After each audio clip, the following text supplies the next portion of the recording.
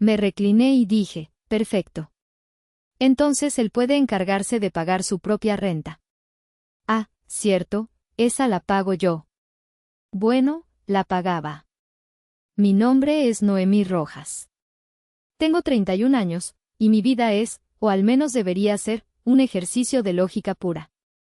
Como desarrolladora de software senior, mi trabajo consiste en crear orden a partir del caos. Tomo lenguajes complejos, abstractos, y los convierto en sistemas funcionales, elegantes y predecibles. Línea por línea, construyo mundos donde cada causa tiene un efecto, donde cada problema tiene una solución. Si un código está roto, lo depuras. Si un algoritmo es ineficiente, lo optimizas. Es un universo tranquilizador en su racionalidad. Mi familia, por el contrario, es un código fuente heredado, escrito hace generaciones en un lenguaje obsoleto y lleno de errores críticos. Es un sistema operativo fallido que se cuelga constantemente, plagado de bugs emocionales y virus de culpa que se ejecutan en un bucle infinito. Y durante años, yo he sido la única técnica de soporte, trabajando día y noche para mantenerlo a flote, a menudo a costa de mis propios recursos. Por eso detesto las cenas familiares. No son reuniones, son auditorías de rendimiento. Escenarios meticulosamente montados donde cada uno interpreta el papel que se le asignó al nacer. Mi padre, Arturo, es el patriarca severo pero justo, al menos en su propia mente. Mi madre, Silvia, es la matriarca sufrida, la pacificadora que perpetúa el conflicto con su pasividad. Mi hermano, Lázaro, es el príncipe heredero, el genio incomprendido, el sol dorado alrededor del cual todos debemos orbitar. Y yo soy la infraestructura. La red eléctrica silenciosa que mantiene las luces encendidas pero que nadie nota, a menos que falle. Esta noche, sin embargo, la red estaba a punto de sufrir una sobrecarga catastrófica. El cumpleaños de mi prima Karina se celebraba en Rosetta, un restaurante en el corazón de la colonia Roma. Es uno de esos lugares que exudan un encanto calculado, muros de ladrillo que susurran historias, techos altos que amplifican las risas discretas y una iluminación tan íntima que cada mesa se convierte en un pequeño escenario privado. Mientras mi Uber se arrastraba por el tráfico de la Avenida de los Insurgentes, sentí el nudo familiar en mi estómago. La anticipación no era de alegría, sino de fatiga. Era la fatiga de prepararme para la batalla, de ensayar mis líneas, de reforzar mis defensas para una guerra que siempre perdía. Cuando entré, el murmullo de conversaciones civilizadas y el tintineo de copas de vino me envolvieron. Vi a mi familia en una mesa grande cerca del patio interior. Mis padres ya estaban allí, sus sonrisas tan perfectamente compuestas como sus atuendos. Karina, la anfitriona, se veía tensa, intentando mantener a flote una conversación que parecía hundirse. Y en el centro de todo, por supuesto, estaba Lázaro. A sus 35 años, Lázaro había perfeccionado el arte de ser el centro de atención. Con su cabello revuelto con un esmero estudiado y una camisa de lino que probablemente yo había pagado, emanaba un aire de artista bohemio que la gente encontraba irresistible. Era carismático, encantador y tan productivo como una estatua. Un parásito con un excelente don de gentes. Noemí, mi vida, por aquí, canturreó mi madre, haciéndome un gesto para que me sentara en el único lugar vacío, junto a él. La silla del sacrificio. Tomé asiento, el olor de su costosa loción invadiendo mi espacio personal.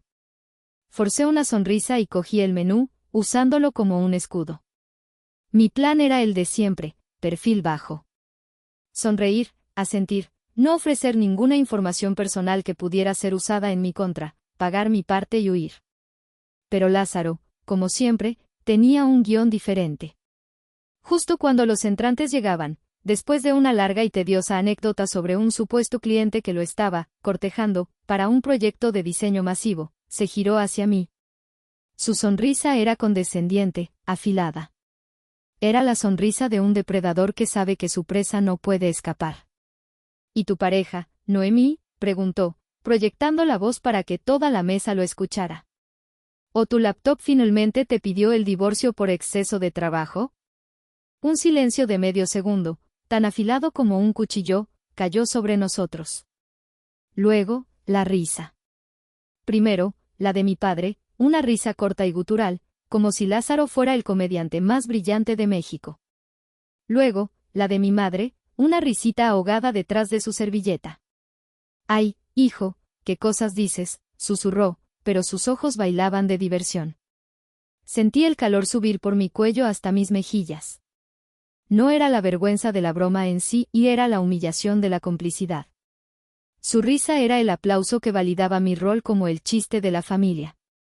La profesional exitosa pero sola, la proveedora amargada. Era la banda sonora de mi sumisión, la música de fondo de mi invisibilidad. Y en ese instante, mientras sus risas flotaban sobre la mesa como un gas venenoso, algo dentro de mí, algo que llevaba años agrietándose bajo el peso de una deuda injusta, se rompió de forma limpia y definitiva. No fue un estallido. Fue un chasquido silencioso y frío. El sonido de la última cadena cediendo. Esta risa, esta humillación pública, era el último error de sintaxis que estaba dispuesta a tolerar. El programa de la buena hija acababa de encontrar un error fatal. Y estaba a punto de ejecutar un apagado forzoso. Para que puedan comprender la magnitud de la explosión que estaba a punto de ocurrir, para entender por qué una broma tan trivial se convirtió en la detonación, necesito que retrocedan en el tiempo conmigo. 2 años, para ser exactos. A una noche lluviosa de octubre en la que el caos, personificado en mi hermano Lázaro, se materializó en el umbral de mi santuario. Yo llevaba apenas 6 meses en mi nuevo apartamento de la colonia Narvarte. Era el primer lugar que era verdaderamente mío. Cada metro cuadrado lo había ganado con miles de líneas de código, con noches en vela y fines de semana sacrificados. El orden de mis libros en el estante, la pulcritud de mi cocina, el silencio que llenaba el espacio, todo era un testimonio tangible de mi independencia. Era mi fortaleza de la soledad. Y entonces, como un presagio, sonó el timbre. Al abrir, me encontré con una visión patética. Lázaro estaba empapado por la lluvia, con el pelo pegado a la frente. Sostenía 2 bolsas de lona que parecían contener toda su vida. Su rostro estaba descompuesto en una máscara de tragedia griega, una actuación que había perfeccionado a lo largo de los años. La historia era la de siempre, con ligeras variaciones. Su novia, cansada de su falta de ambición, lo había echado. Y en una coincidencia cósmica de desgracias, su trabajo de diseño a tiempo parcial lo había dejado ir, porque, según su versión, el director creativo se sentía profundamente intimidado por su visión artística superior. «Solo un mes, hermanita», me suplicó, y su voz tenía el temblor justo para inspirar lástima. «Te lo juro por lo que más quieras. Solo necesito un lugar donde aterrizar, un respiro para reordenar mi portafolio y encontrar algo digno de mi talento. El alma de un artista es frágil, Noé. Necesita un refugio». Mi cerebro, la parte lógica y programadora, estaba haciendo sonar todas las alarmas. Era un virus. No abras la puerta. Peligro de corrupción del sistema. Pero mi corazón, o más bien la parte de mi cerebro condicionada por 30 años de entrenamiento familiar, vio al niño de 14 años que una sola vez, me defendió en el patio de la escuela. Fue un recuerdo fugaz pero poderoso. Yo tenía 10 años, y un grupo de niños mayores me había acorralado. Me quitaron mi almuerzo y se reían de mis gafas. Yo estaba paralizada por el miedo. Y de la nada, apareció Lázaro. No dijo mucho. Simplemente se paró frente a ellos, más alto, más seguro, y les dijo que me dejaran en paz. Y lo hicieron. Duró menos de 1 minuto. Ese minuto se convirtió en la piedra angular de mi servidumbre. Mi madre lo convirtió en una leyenda, un cuento épico de heroísmo fraternal que me contaba cada vez que yo dudaba en sacrificarme por él. Tu hermano siempre te ha protegido, Noemí. Él daría la vida por ti. Tienes una deuda con él. Así que, esa noche lluviosa, ignoré las sirenas de mi lógica y escuché el eco de la propaganda de mi madre. Abrí la puerta. Y con ese simple gesto, permití que el troyano entrara en mi sistema. Esa misma noche, mientras el sonido de los ronquidos de Lázaro desde mi sofá nuevo profanaba el silencio de mi hogar, mi celular sonó. Era mi madre. Su voz era un bálsamo de aprobación empalagosa. Hiciste lo correcto, mi niña. Qué orgullosa estoy de ti. La familia es un puerto seguro en la tormenta. Solo será por un tiempo, mamá, dije, intentando convencerme a mí misma. Claro, claro, dijo ella. Pero no lo presiones. Él es sensible, un creador. No funciona con los mismos plazos que nosotros, la gente normal. Tú tienes la suerte de tener un trabajo estable, la cabeza fría. Él tiene el don del arte, que es una bendición y una maldición. Tu deber como hermana es ser su red de seguridad. Su red de seguridad. Su puerto. Su infraestructura. Las metáforas cambiaban, pero el mensaje era el mismo, mi propósito era existir para servirle a él. Colgué el teléfono sintiendo un frío que no tenía nada que ver con la lluvia de afuera. Acababa de cometer un error crítico. Y el sistema, mi vida, estaba a punto de empezar a mostrar los primeros síntomas de la infección. El mes que Lázaro iba a pasar en mi sofá se estiró como un chicle, convirtiéndose en 3 meses de desorden, facturas de comida a domicilio y una invasión constante a mi privacidad. Mi santuario se había convertido en su estudio dormitorio bar personal. Finalmente, incapaz de soportar más su caótica presencia, tomé la decisión que sellaría mi destino financiero, le busqué un apartamento. Encontré un lugar decente en la colonia del Valle, no muy lejos de mi casa para poder vigilarlo. El problema, predeciblemente, fue que ningún arrendador estaba dispuesto a confiar en un artista freelance, sin ingresos demostrables ni historial crediticio. Es solo una formalidad, Noé, me aseguró Lázaro, con la misma cara de inocencia que ponía de niño. El arrendador solo necesita un aval moral, alguien que figure como contacto de emergencia en el contrato. No te compromete a nada financieramente. Es solo para que vea que soy una persona seria, con una familia que me respalda. Mi cerebro lógico sabía que era una mentira. La palabra aval debería haber hecho sonar todas mis alarmas. Pero yo estaba desesperada por recuperar mi espacio, mi silencio. Y la presión de mis padres era constante. Ayúdalo, hija. Es lo mínimo que puedes hacer. Firmé. Al principio, la farsa se mantuvo. Yo le transfería el dinero de la renta cada mes, y él, supuestamente, pagaba. Pero al 4.º mes, la primera llamada del arrendador llegó a mi celular. Señorita Rojas, le llamo por el pago pendiente del departamento del joven Lázaro. A partir de ahí, la presa se rompió. Para evitar problemas, como dijo mi padre, empecé a pagar la renta directamente. Luego fueron los servicios. El Internet de alta velocidad, porque la inspiración no puede esperar a que cargue un video. El plan de celular más caro, para estar siempre conectado con potenciales clientes. La espiral de gastos crecía, y con ella, mi resentimiento. La escalada final, el movimiento que me convirtió de hermana a patrocinadora oficial, fue la tarjeta de crédito. Lázaro me llamó un día, con la voz cargada de pánico fingido. Hermanita, se me rompió la laptop, la necesito para trabajar, ¿no tendrás una tarjeta que me prestes solo para esto? Te lo juro que te lo pago en cuanto me salga un proyecto. Caí.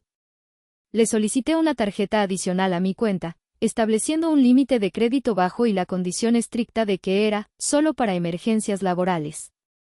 El error fatal del sistema, el momento en que me di cuenta de la escala real del desastre, ocurrió un domingo por la mañana, aproximadamente un año después de aquella firma.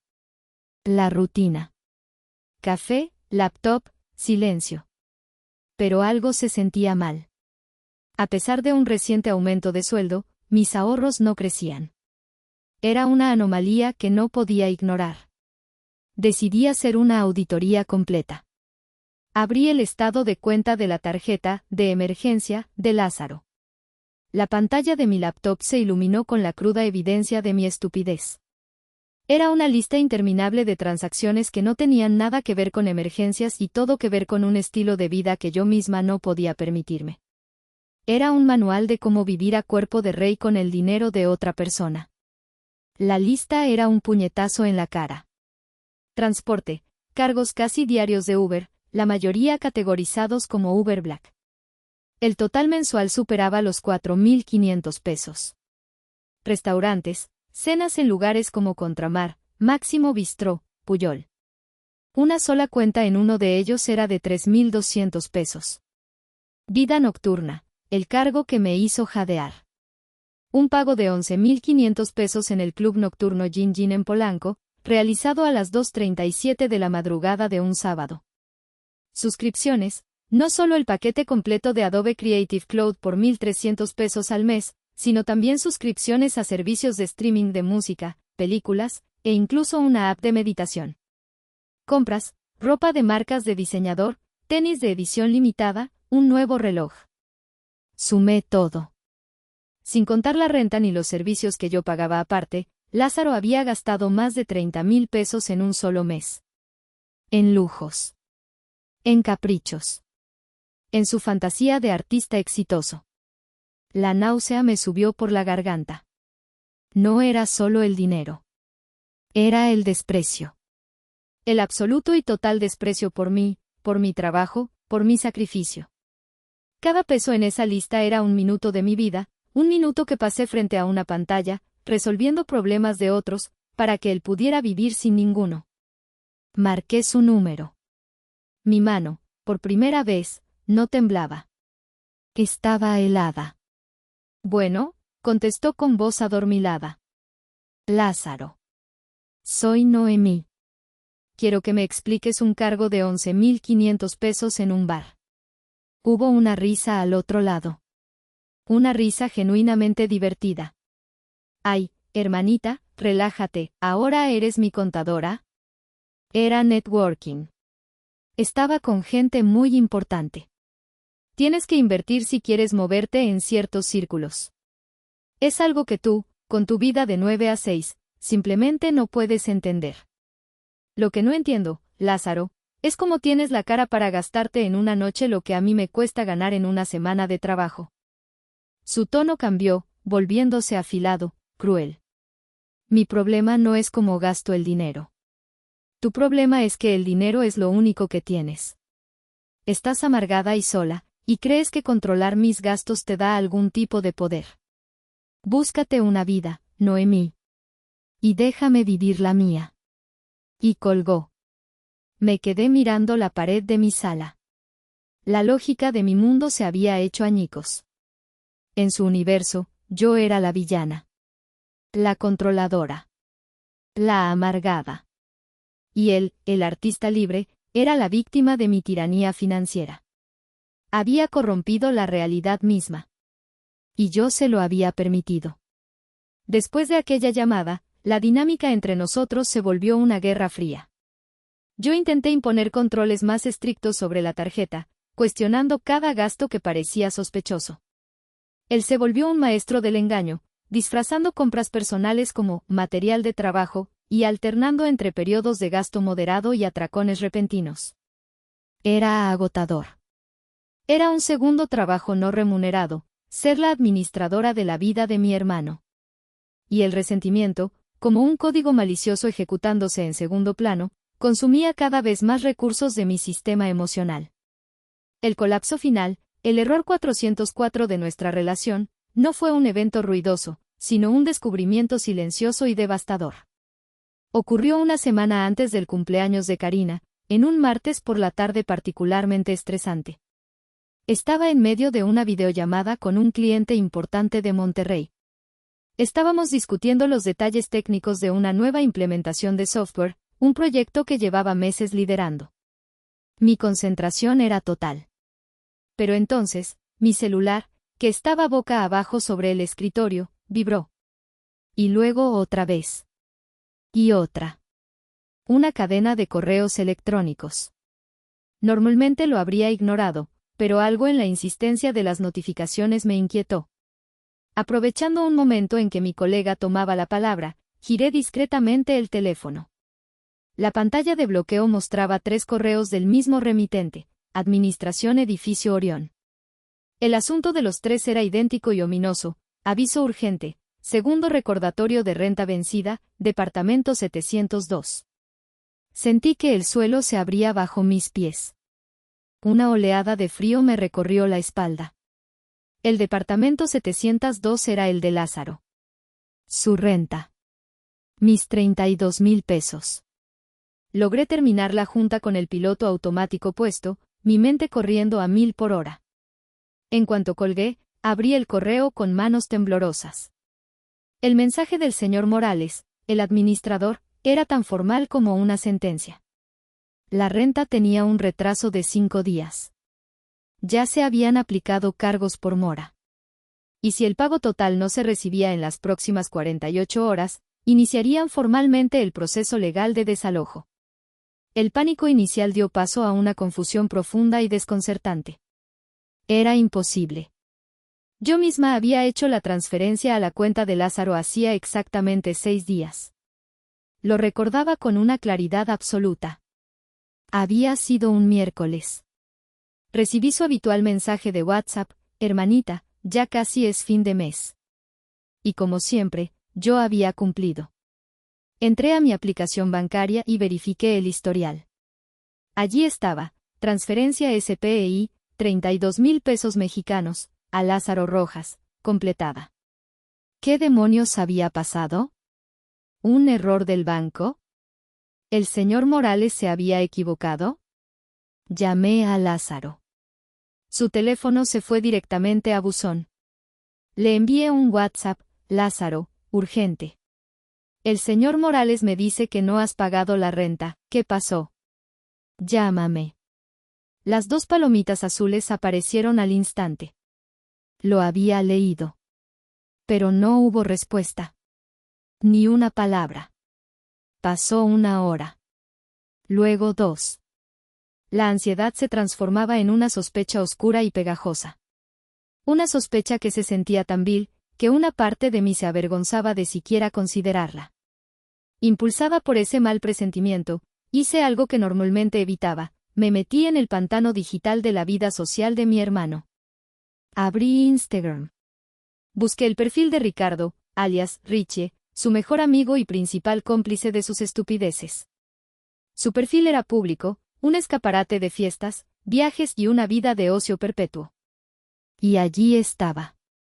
En sus historias destacadas, había un círculo con la etiqueta Valle. Lo abrí. La primera imagen era de un grupo de personas en la terraza de una casa espectacular con vistas al lago de Valle de Bravo. En el centro, sosteniendo una botella de mezcal artesanal y con una sonrisa de suficiencia, estaba Lázaro. La siguiente imagen era un video corto de él, al timón de una lancha, con el sol pegándole en la cara y gritando algo ininteligible sobre la música. Revisé la fecha de publicación. Hacía 3 días. El fin de semana. El mismo fin de semana en que, según un mensaje que me había enviado el viernes, estaba con una gripe terrible, tirado en cama y sin dinero ni para un caldo de pollo. El aire se me escapó de los pulmones. Me quedé en el silencio de mi coche, en el estacionamiento subterráneo de mi oficina, mirando la pantalla del celular. El mundo a mi alrededor pareció desaparecer. Solo existía la imagen de mi hermano, viviendo una vida de lujo con el dinero que debería haber ido a su techo. La mentira era tan elaborada, tan cruel, tan absolutamente descarada. No era un olvido. No era un error. Era un acto deliberado de robo y desprecio. Había tomado mi dinero, el dinero que garantizaba su seguridad, y lo había convertido en un fin de semana de fiesta. Y mientras yo estaba aquí, sintiéndome enferma de preocupación por su posible desalojo, él probablemente se estaba riendo con sus amigos de lo fácil que era manipular a su hermana mayor, la cajera automática. En ese momento, la tristeza se hizo añicos. La decepción se quemó hasta convertirse en cenizas. Y de esas cenizas surgió algo nuevo. Una emoción pura, fría y absolutamente clara, la ira. Pero no era una ira caliente y explosiva. Era una ira lógica, calculadora. La ira de un sistema que finalmente ha identificado el virus que lo ha estado corrompiendo. Y que sabe, con una certeza absoluta, que la única solución es ponerlo en cuarentena y erradicarlo por completo. El protocolo de apagado había comenzado. Esa semana, cada noche después del trabajo, mi apartamento se convertía en un centro de mando silencioso y metódico. La luz de mi monitor era la única iluminación, proyectando un brillo azulado sobre mi rostro mientras yo, con la precisión de un cirujano, procedía a desmantelar la red de soporte vital que había construido para Lázaro. La operación Límites no era un acto de venganza impulsiva, era una reestructuración de sistema, fría y necesaria. El martes por la noche lo dediqué a las finanzas. Me preparé un té de manzanilla, puse música clásica instrumental de fondo y abrí una hoja de cálculo. Durante 2 horas, me sumergí en un mar de estados de cuenta bancarios y registros de tarjetas de crédito. Rastreé cada transferencia, cada pago, cada suscripción. Cuando terminé, la cifra total en la parte inferior de la pantalla me miraba fijamente, como un epitafio de mi ingenuidad, 843.215 pesos en 2 años. Lo contemplé por un largo minuto. No sentí tristeza, sino una extraña sensación de desapego. Era solo un dato, el coste de una lección muy cara. Con esa cifra como combustible, tomé el teléfono y llamé a la línea de atención a clientes del banco. La música de espera, una versión insípida de una canción pop, sonaba como una burla. Finalmente, una voz joven y aburrida contestó. Buenas noches, mi nombre es David, ¿en qué puedo ayudarle? Mi voz sonó sorprendentemente firme. Buenas noches, David. Quisiera reportar la tarjeta de crédito adicional con terminación 8452 como robada. Y quiero solicitar su cancelación inmediata y permanente. Entendido, señora Rojas. La tarjeta a nombre de Lázaro Rojas, ¿correcto? Correcto, dije, saboreando la palabra. ¿Desea que se emita un nuevo plástico y se envíe a su domicilio? No, David, respondí lentamente, asegurándome de que entendiera la finalidad de mis palabras. Quiero que esa línea de crédito adicional sea eliminada. Cancelada. Que deje de existir. Y quiero que se ponga una nota en mi cuenta para que nunca, bajo ninguna circunstancia, se vuelva a emitir una tarjeta adicional para nadie, ¿queda claro? Hubo una breve pausa. Pude imaginar a David, sorprendido por mi tono. Sí, claro, señora Rojas. Procediendo con la cancelación definitiva. Escuché el sonido de sus teclas. Cada clic era como el sonido de un eslabón de una cadena rompiéndose. Cuando colgó, respiré hondo. El primer muro de contención había sido levantado. El miércoles fue la gran purga digital. Me senté en mi sofá, con la laptop sobre mis rodillas, y sistemáticamente abrí cada una de las plataformas de streaming que compartía.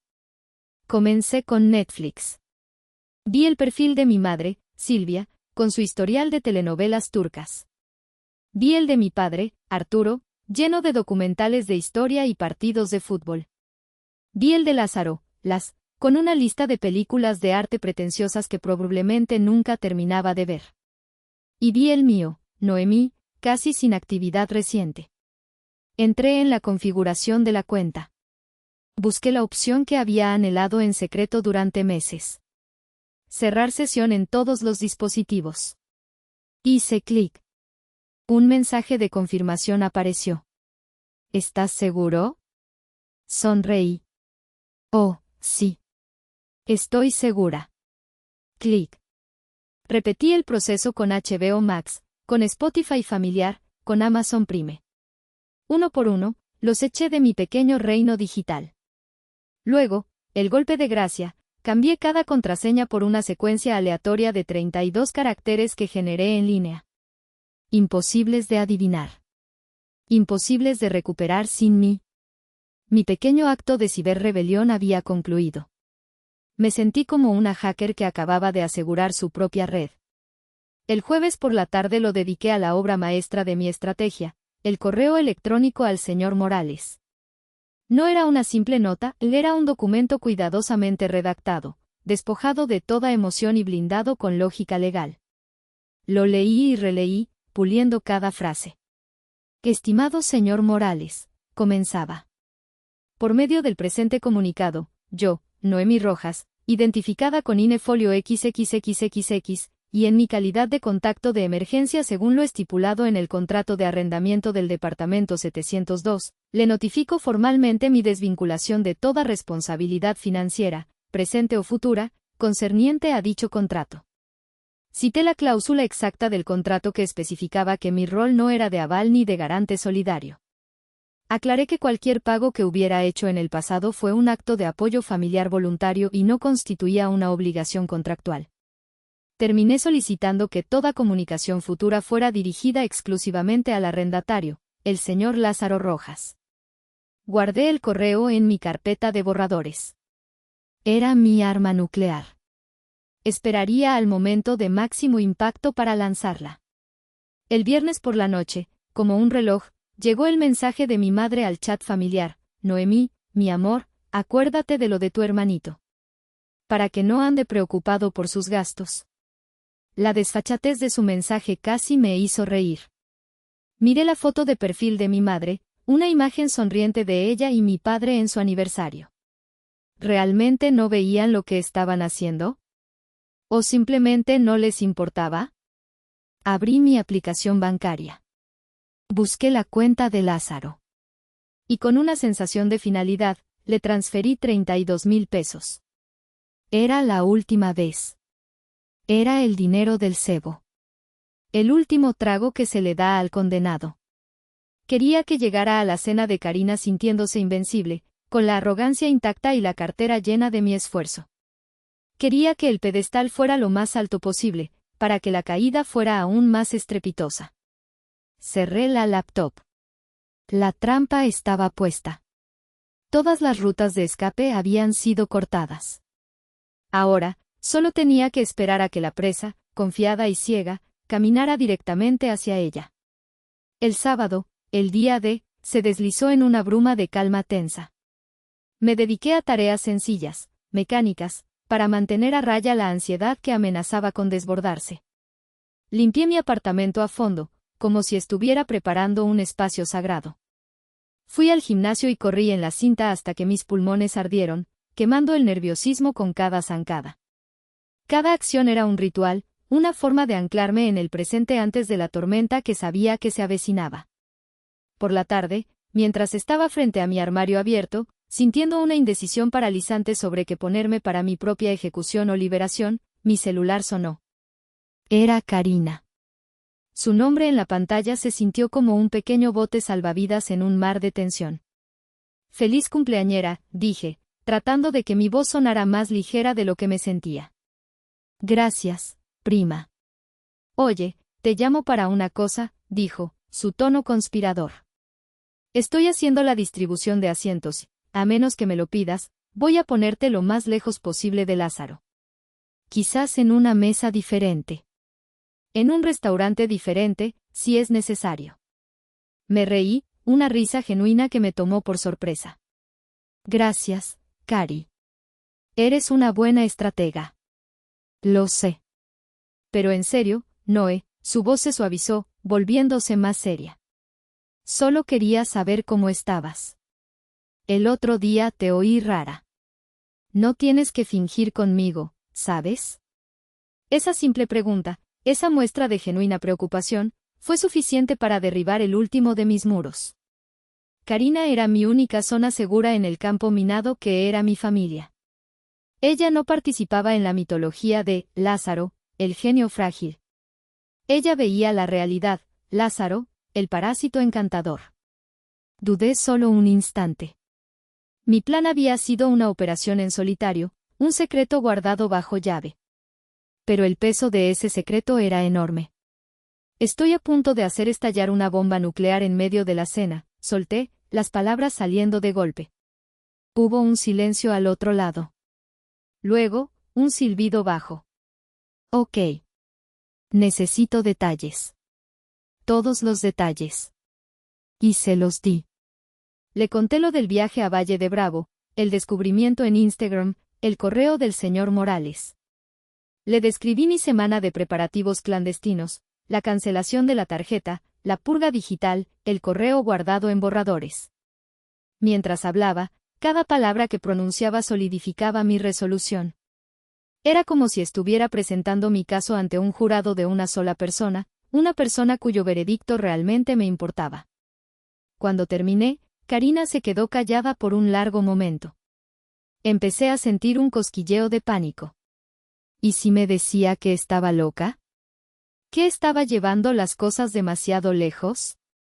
Noemí, dijo finalmente, y su voz era una mezcla de asombro y una furia helada que no le conocía. Ese hijo de puta. Lo sabía. Sabía que te estaba usando, pero no tenía idea de que fuera a este nivel, Valle de Bravo. Soltó una risa sin alegría. Claro. Mientras tú te matas trabajando, él vive la vida de un influencer sin seguidores. ¿Crees que estoy haciendo lo correcto?, pregunté, mi voz apenas un susurro. ¿Lo correcto? Noemí, estás haciendo lo necesario. Lo que debiste haber hecho hace 2 años. Lo que todos nosotros, que te hemos visto sufrir en silencio, deberíamos haberte animado a hacer. Esto no es una venganza. Es una cirugía. Estás estirpando un tumor. Hizo una pausa, y pude oírla sonreír a través del teléfono. Escúchame. Esta noche, olvídate de ser discreta. Esta es mi fiesta, y yo te doy permiso para hacer el espectáculo que necesites hacer. Si necesitas que yo cree una distracción, que finja un desmayo o que inicie un debate sobre la política fiscal, solo tienes que darme la señal. La que sea. Estoy contigo en esto. Colgué el teléfono sintiendo una oleada de gratitud y fuerza. Ya no era una rebelde solitaria. Tenía una cómplice. El peso sobre mis hombros se sentía un poco más ligero. Volví a mirar mi armario, pero esta vez con una nueva claridad. Ya no buscaba algo para esconderme. Buscaba mi uniforme de batalla. Elegí un vestido negro, de líneas sencillas y tela pesada que caía con autoridad. Unos tacones que me añadían 5 centímetros de altura y una confianza desmedida. Y para el toque final, un labial rojo oscuro, casi color vino. Un color de guerra. Me miré al espejo. La mujer que me devolvía la mirada no era la Noemí de siempre. Era más afilada, más definida. Sus ojos tenían un brillo peligroso. Era la versión de mí misma que había estado enterrada bajo capas de deber y culpa. Y esta noche, por fin, iba a salir a la luz. Al llegar a Rosetta, una calma gélida se había apoderado de mí. Era la calma que precede a la ejecución de un código complejo y perfectamente diseñado. Sabes que has previsto todas las variables, que has probado todos los escenarios. Solo queda presionar Enter y observar cómo se desarrolla el proceso. La cena transcurrió en una surrealista normalidad. Las conversaciones fluían como un río manso sobre una base de rocas afiladas. Mi tía Pilar me preguntó por enésima vez si ya tenía novio. Mi tío Javier me dio un consejo no solicitado sobre inversiones. Mis padres y Lázaro formaban su propio triángulo de admiración mutua, riendo de chistes internos y planeando futuros proyectos imaginarios. Yo me limité a mi papel. Sonreí cuando era apropiado. Asentí en los momentos justos. Hice preguntas neutrales. Era un camaleón emocional, camuflada en el paisaje tóxico de mi familia. Cada pocos minutos, mi mirada se cruzaba con la de Karina al otro lado de la mesa. Ella me levantaba sutilmente su copa, un brindis silencioso de solidaridad. El catalizador llegó, como había previsto, de la mano de mi padre. Después del plato principal, y justo cuando el mesero comenzaba a retirar los platos, Arturo se puso de pie, golpeando suavemente su copa con un cuchillo para llamar la atención. Un momento, por favor, dijo con su voz de patriarca, una voz acostumbrada a ser escuchada. Antes del pastel, quisiera proponer un brindis. Un murmullo de expectación recorrió la mesa. Mi padre se aclaró la garganta, inflando el pecho. Primero, por supuesto, un brindis por la cumpleañera, mi querida sobrina Karina, salud. Todos levantamos las copas y murmuramos, salud. Pero esta noche, continuó, y su mirada se posó directamente en mí, quisiera proponer un segundo brindis. Un brindis por mi hija, Noemí. Sentí una docena de pares de ojos clavándose en mí. El calor de la vergüenza anticipada comenzó a subir por mi cuello. Sabía a dónde iba esto. Porque aunque a veces nos preocupemos de que se ha vuelto una adicta al trabajo, dijo, provocando algunas risitas nerviosas, tenemos que estar inmensamente agradecidos. Noemí ha sido la roca de esta familia. Siempre en silencio, siempre trabajando duro, siempre asegurándose de que todos estemos bien. En especial, y aquí su voz se llenó de un orgullo empalagoso mientras miraba a Lázaro, cuidando de su hermano, permitiéndole perseguir sus sueños, Noemí es, y siempre ha sido, la verdadera proveedora de esta familia. «Bravo», exclamó mi madre, comenzando un aplauso que fue secundado por algunos de mis tíos. Lázaro, bañado en la luz de la gloria reflejada, me sonrió. Era una sonrisa de pura suficiencia, la sonrisa de un rey a su tesorera. Levantó su copa hacia mí en un gesto que pretendía ser de gratitud, pero que solo transmitía propiedad. Yo era suya. Mi éxito era suyo. Mi dinero era suyo. Y ese fue el clic final. El interruptor. La condición que mi código interno estaba esperando para ejecutarse. En medio de los aplausos, dejé mi tenedor sobre el plato. El tintineo metálico fue agudo, cortante. Y entonces, empecé a aplaudir. Lenta, deliberadamente. Mis manos se juntaban con un sonido hueco y rítmico que era todo menos festivo. Era el aplauso de un solo espectador en un teatro vacío. Un aplauso cargado de una ironía tan densa que el aire pareció espesarse. Uno por uno, los demás dejaron de aplaudir, desconcertados. Pronto, el único sonido era el de mis palmas. «Qué discurso tan conmovedor, papá», dije, mi voz cortando el silencio. Dejé de aplaudir y tomé mi copa de vino. La proveedora. Sí, me gusta. Tiene un sonido sólido. Me recliné en mi silla, una sensación de poder que nunca antes había experimentado recorriéndome. Miré a Lázaro, cuya sonrisa victoriosa se había transformado en una mueca de incertidumbre. Es perfecto, de hecho, continué, hablando como si estuviera pensando en voz alta. Si soy la proveedora, supongo que el proveedor puede, y debe, ser capaz de pagar su propia renta. El silencio que siguió fue tan profundo que pude oír el zumbido del sistema de aire acondicionado. Mi madre me fulminó con la mirada. Lázaro soltó una risa forzada, un sonido áspero. «¿Qué tontería estás diciendo ahora, Noé? ¿Ya se te subió el Malbec, o qué?» Incliné la cabeza, sin apartar mis ojos de los suyos. «Oh, tienes razón. Qué tonta soy», dije con una dulzura fingida. «La renta. Esa la pago yo». Hice una pausa, dejando que la afirmación se asentara. Vi un destello de alivio en sus ojos. Él creía que yo iba a retroceder. Pero entonces, le ofrecí una sonrisa. Una sonrisa que no llegó a mis ojos. Una sonrisa que era todo dientes. «Bueno», añadí, mi voz bajando a un susurro casi inaudible pero que todos en la mesa escucharon. «La pagaba». Y con esa sílaba final, la última palabra de mi vida anterior, saqué mi celular del bolso. Lo deslicé sobre el mantel blanco hasta que quedó en el centro de la mesa, bajo la luz directa de la lámpara. La pantalla se iluminó. El arma estaba amartillada. El juicio estaba a punto de comenzar. El teléfono sobre la mesa no era solo un dispositivo, o era un monolito de poder, un símbolo de la nueva era que estaba a punto de inaugurar. El brillo de su pantalla iluminaba los rostros congelados a su alrededor, convirtiendo una cena de cumpleaños en un tenso tribunal familiar. «¿Qué haces, Noemí?», susurró mi madre, su voz temblorosa. «Guarda eso. La gente nos está mirando». La gente nos estaba mirando. Esa siempre había sido su mayor preocupación, la apariencia, el qué dirán. Mi humillación era aceptable siempre que fuera privada. Mi rebelión, en cambio, era una ofensa pública imperdonable. Ignoré su súplica. Mis dedos se movieron con una eficiencia que me era familiar, la misma que usaba para navegar por sistemas complejos.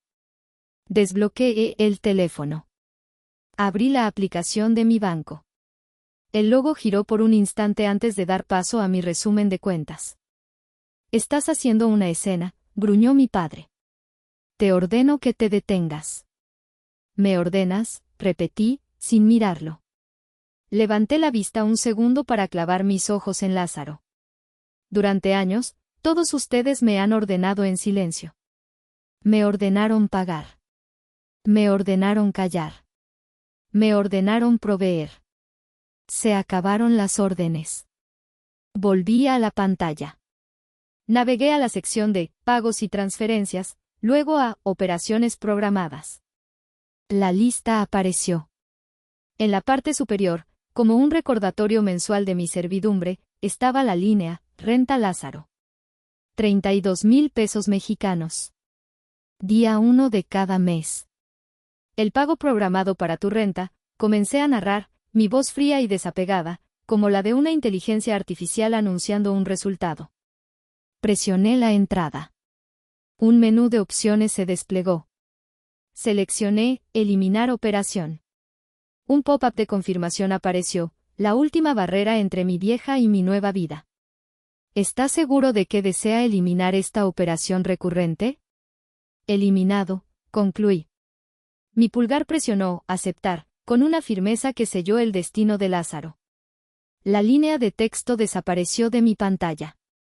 Un pequeño acto digital con consecuencias cataclísmicas. El rostro de Lázaro pasó del blanco al rojo y de vuelta al blanco. Abrió la boca para hablar, pero no salió ningún sonido. No le di tiempo. Salí de la aplicación del banco y abrí la de mi proveedor de telefonía móvil. Entré en la gestión de mi cuenta. Mis líneas. Aparecieron 2 números. El mío y el suyo. El plan pospago ilimitado a mi nombre, del cual eres beneficiario, continué mi letanía. Encontré la opción de suspender o cancelar línea. La seleccioné. El sistema me pidió un motivo. Elegí, ya no la necesito. Solicitud de cancelación enviada, anuncié. La línea será desactivada en un plazo máximo de 24 horas. Te sugiero que busques una opción de prepago.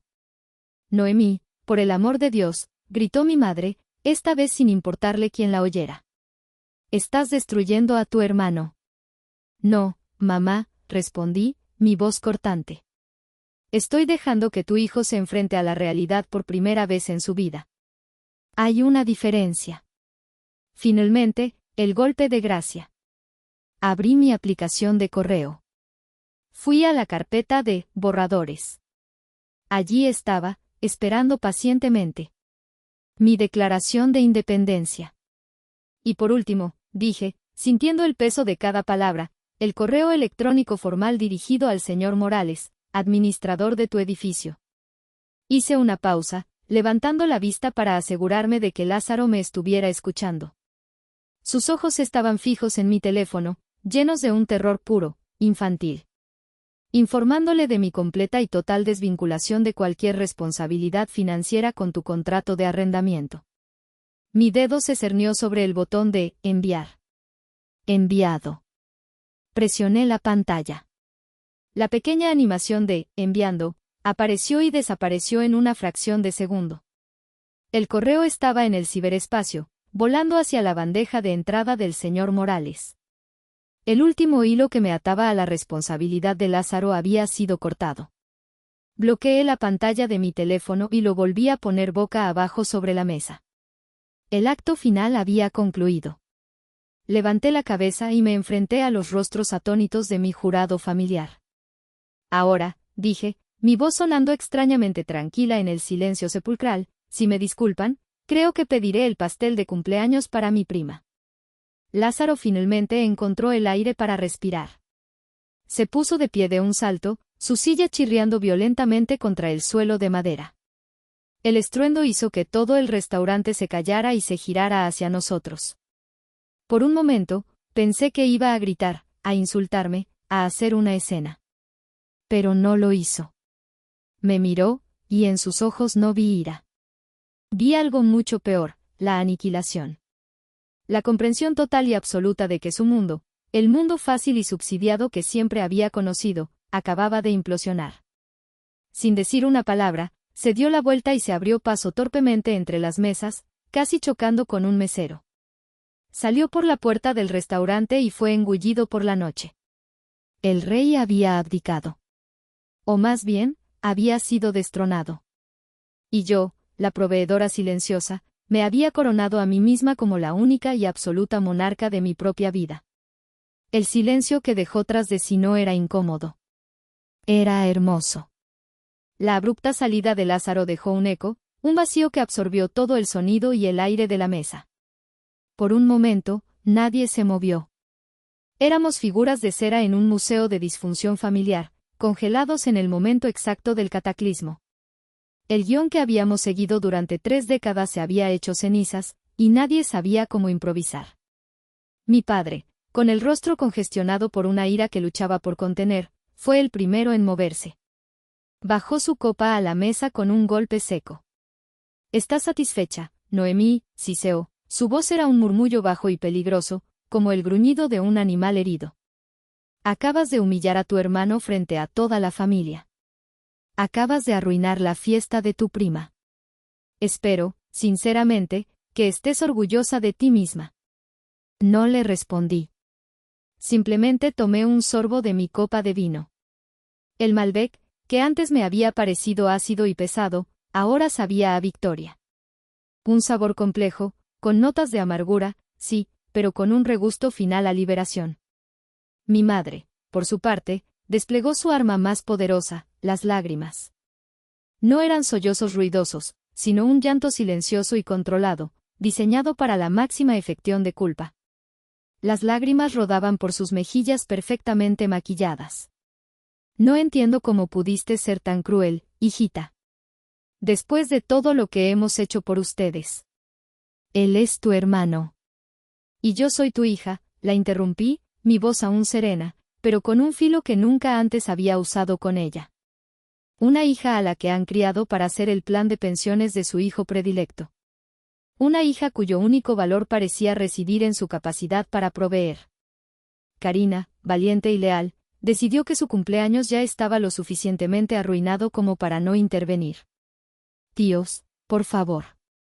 Ya basta. Esta es mi celebración, y Noemí es mi invitada. Les pido que respeten eso. El drama familiar puede esperar a mañana. La cena se desintegró poco después. Mis padres se despidieron de todos, excepto de mí. Me dedicaron una última mirada de gélida desaprobación antes de marcharse, como si yo fuera una extraña que se había colado en su mesa. Conduje a casa a través de las calles de una ciudad que parecía diferente. O quizás la que era diferente era yo. No me sentía eufórica ni triunfante. Me sentía vacía, pero era un vacío limpio. Era el espacio que queda cuando finalmente te deshaces de un mueble viejo y pesado que ha ocupado una habitación durante demasiado tiempo. Llegué a mi apartamento, mi verdadero santuario ahora. Dejé mi bolso y mis llaves en la entrada. Puse mi celular sobre la barra de la cocina y lo miré, como si fuera un animal salvaje que pudiera saltar en cualquier momento. Sabía que la guerra no había terminado. Solo había cambiado de escenario. La batalla pública había concluido, ahora comenzaba el asedio privado. No tardó en empezar.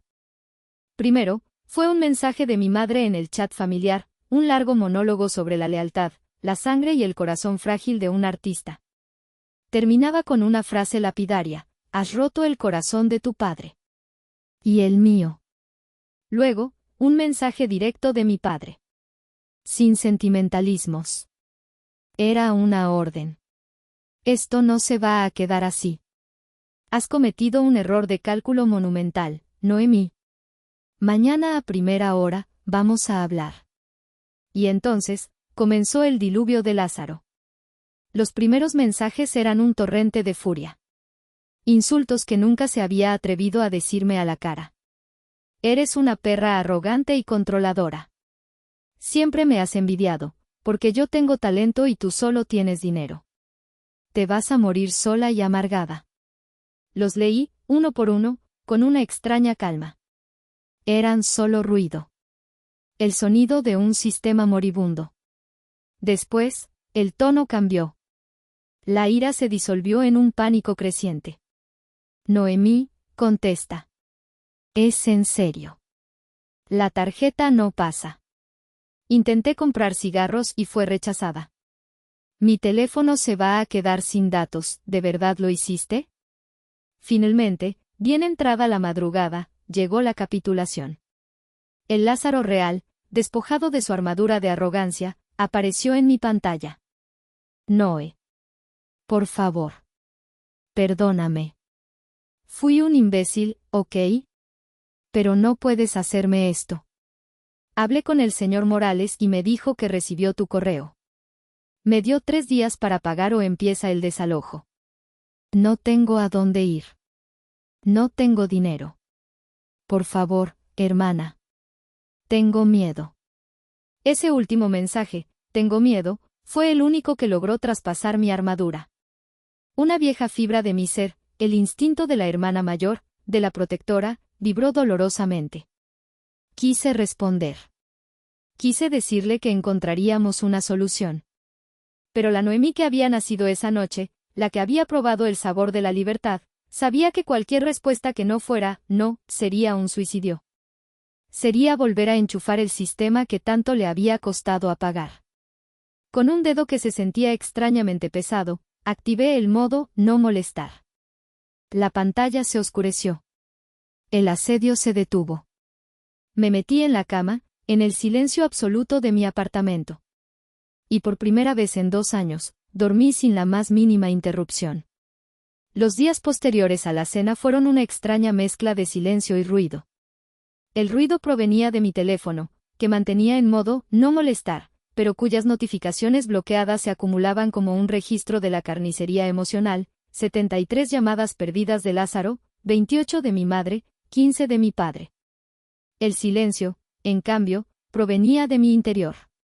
Era una calma que no había experimentado en años. La calma de saber que, por desastroso que fuera el presente, el futuro era, por primera vez, completamente mío.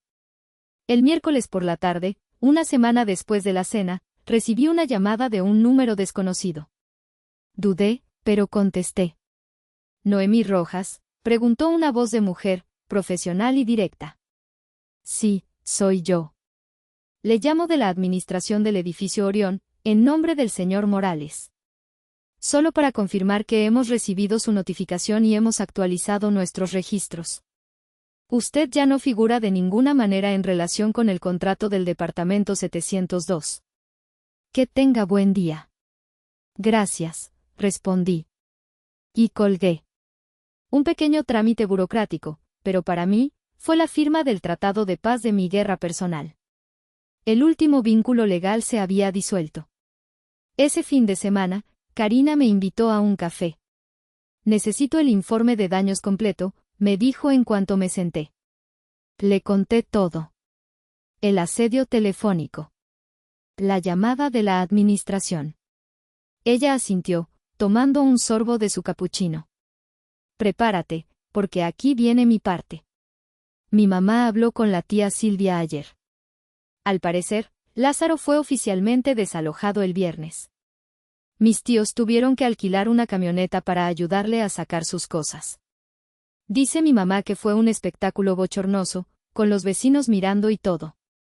Dios mío, ¿y dónde está ahora?, pregunté, una mezcla de alivio y una punzada de culpa persistente agitándose en mi interior. Durmiendo en el sofá de Richie, el de la lancha, dijo Karina, y rodó los ojos. Y lo mejor de todo es que mis tíos, después de darle dinero para la mudanza, le dijeron que era lo último. Que tenía un mes para conseguir un trabajo de verdad o se volvía a casa de ellos, pero con reglas, ¿puedes creerlo? Le van a poner reglas a un hombre de 35 años. La noticia no me produjo alegría, sino una profunda melancolía. Mi acto de rebelión no solo me había liberado a mí y sin querer, había reventado la burbuja de irrealidad en la que vivía toda mi familia, forzándolos a enfrentarse al monstruo que ellos mismos habían creado. La vida sin la carga de Lázaro se sentía expansiva. El dinero extra en mi cuenta bancaria era la prueba tangible de mi libertad. Una tarde, impulsivamente, compré un billete de avión a Japón para la primavera. Un sueño pospuesto, un anhelo archivado bajo la etiqueta de imposible, porque Lázaro siempre tenía una nueva emergencia. Una noche, casi 3 semanas después de la cena, el timbre de mi intercomunicador sonó, estridente en el silencio de mi apartamento. La voz de mi padre, distorsionada por el altavoz, resonó: Noemí, somos nosotros. Ábrenos. No habían avisado. Una emboscada. Mi primer instinto fue no contestar. Pero sabía que solo pospondría lo inevitable. Bajé y abrí la puerta del edificio, pero me quedé en el umbral de mi apartamento, bloqueando el paso. Se veían diferentes. Derrotados. La arrogancia de mi padre se había desvanecido, reemplazada por una fatiga que le pesaba en los hombros. Los ojos de mi madre estaban hinchados. «Tu hermano no está bien», fue lo primero que dijo mi madre, su voz rota. «No contesta nuestras llamadas. Sus amigos dicen que está muy deprimido. Está experimentando las consecuencias de sus actos por primera vez en su vida», respondí, mi voz más suave de lo que esperaba. «Se llama crecer. Es doloroso, pero necesario». «Esto no se trata de crecer, se trata de crueldad», espetó mi padre. «Lo dejaste en la calle, sin nada». «No», lo corregí con firmeza. «Yo dejé de pagar por su apartamento de lujo en Polanco». «No es lo mismo. Él tiene un título, tiene talento, según ustedes. Tiene manos para trabajar. Lo que nunca ha tenido es la necesidad de hacerlo. Y eso es culpa de ustedes. Y mía, por habérselos permitido». Se quedaron en silencio, impactados por mi franqueza. La hija sumisa había desarrollado una columna vertebral de acero. «Cuando quieran tener una conversación honesta sobre cómo llegamos a este punto, como familia, mi puerta estará abierta», dije, mi voz suavizándose de nuevo. «Pero si han venido a pedirme que reactive la cuenta bancaria de Lázaro, están perdiendo el tiempo». Mi madre se cubrió el rostro y empezó a sollozar. Mi padre la rodeó con el brazo. Me miró una última vez, y en sus ojos vi una mezcla de ira, confusión, por primera vez, una diminuta chispa de respeto a regañadientes. Se dieron la vuelta y se fueron. Cerré la puerta.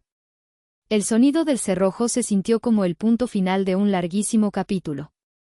Me apoyé en la puerta, y por primera vez desde que todo comenzó, lloré. Lloré por la familia que tenía, y por la que nunca tendría. Un mes después de la cena, la normalidad, una nueva y extraña normalidad, se había instalado. Una noche, mientras investigaba sobre jardines en Kioto, mi teléfono vibró. Un mensaje de un número desconocido. Mi corazón dio un vuelco. Lo abrí. Tenía solo 3 palabras. «Soy Lázaro. Perdón». Me quedé mirando esas 3 palabras durante lo que pareció una eternidad. Perdón. Una palabra tan pequeña para cubrir un abismo tan grande. Una palabra que podía significar todo, o absolutamente nada. El instinto, la costumbre, la hermana mayor que aún vivía en algún rincón de mi ser, quiso responder. Quiso abrir una puerta, por pequeña que fuera. Pero la Noemí que había comprado un billete a Japón, la que había aprendido el valor de sus propios límites, dudó. Y es aquí, con este mensaje parpadeando en la pantalla de mi teléfono, donde los dejo. Con mi dedo suspendido sobre el teclado, en el umbral de una decisión. Porque la pregunta que me mantiene despierta, la que ahora les lanzo a ustedes, es esta: después de todo el daño, ¿puede una sola palabra ser suficiente para empezar a sanar? ¿Debería responder a ese perdón? ¿O es mi silencio, la paz que tanto me costó conquistar, la respuesta más elocuente y verdadera de todas? ¿Hice mal en, finalmente, elegirme a mí misma?